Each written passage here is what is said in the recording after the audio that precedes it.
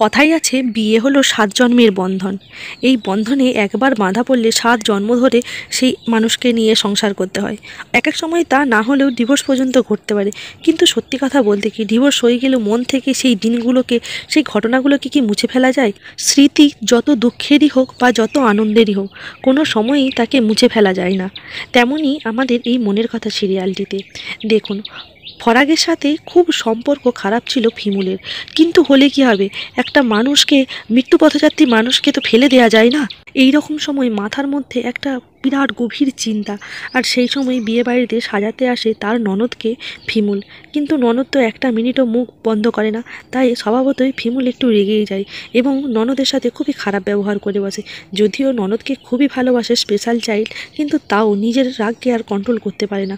তারপরেই বলে, তুমি যদি সাজবে সাজো, নইলে আমি চলে যাচ্ছি, বলছি আমার একটা ইম্পর্টেন্ট কাজ আছে, কথাটা আমার শোনো।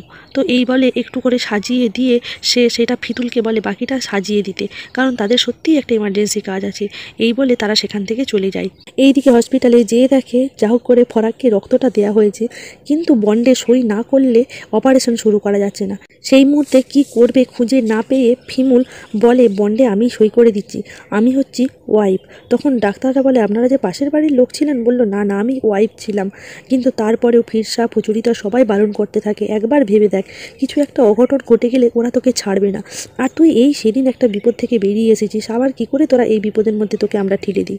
তখন ফিমুল বলে, আর এছাড়া কিছু করার নেই, একটা মানুষকে এইভাবে মরে যেতে দিতে পারি না, যা হবে দেখা যাবে, সেটা আমার ভাগ্যে আছে। তখন পিপাসা বলে, বাড়ির আর কাউকে না হোক, একবার ওর ভাইকে পলাশকে ফোন করে দেখি, পলাশ হয়তো আসলেও আসতে পারে, কিন্তু পলাশকে ফোন করে পাবো কিনা জানি না। এরকম কথা তর্ক চলতে চলতে বলে, ঠিক আছে, আমি বন্ডে সই করছি, তুমি পলাশকে ফোন করো। আর দাঁড়িয়ে থাকা ঠিক হবে না, কারণ পলাশের বাড়ি থেকে আসতেও অনেকটা সময় লেগে যাবে। তারপরে পলাশকে ফোন করে, পলাশ রীতিমতো ফোনটা ধরে, বলে আমি ঘরে আছি।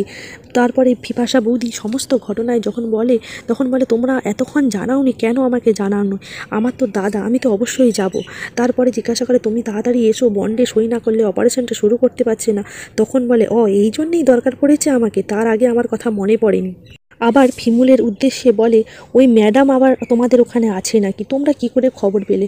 তখন বলে, ম্যাডাম বলতে তুমি কি ফিমুলকে বলছো? বলল, হ্যাঁ, ফিমুল সেখানেই আছে, কারণ খবরটা সর্বপ্রথম ফিমুলের কাছেই পৌঁছায়। তারপরে পলাশকে বলে, এত কিছু বলার সময় নেই, তুমি আগে এখানে এসো, নইলে অপারেশনটা কি হবে জানি না। এইদিকে ফিমুল যায় সেখানে সই করতে, এবং ফিমুলকে যখন বলে রিলেশনশিপের জায়গায় কিছু লিখতে, তখন কিন্তু ফিমুল কিছু না ভেবে ওয়াইফই লিখে। আবার ও বাড়িতে শুরু হয় ফদুবালা দেবীর মেয়ের বিয়ে।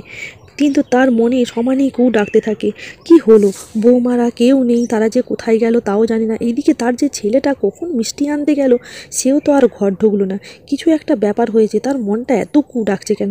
এইসব 7 পাঁচ চিন্তা করতে থাকে আর কাঁদতে থাকে। পাড়া প্রতিবেশী লোকরাও তাকে বোঝাতে থাকে যে তোমার আজকে মেয়ের বিয়ে, চোখের জল ফেলো না। কিন্তু চোখের জল আটকায় না, বাধাই মানে না।